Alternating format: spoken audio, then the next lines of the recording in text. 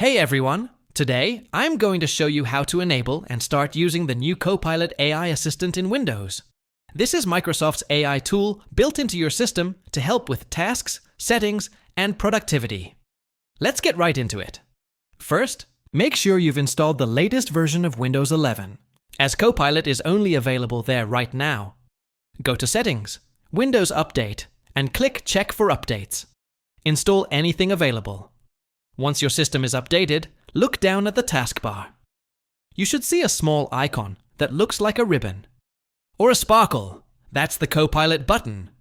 If you don't see it, right-click the taskbar and go to Taskbar Settings. Then toggle on Copilot, Preview. Now click the Copilot icon, and a sidebar will open on the right-hand side of your screen. You can now start chatting with Copilot just like you would with ChatGPT or other AI tools. Ask things like, summarize this web page, open settings, take a screenshot, or even change system theme to dark mode.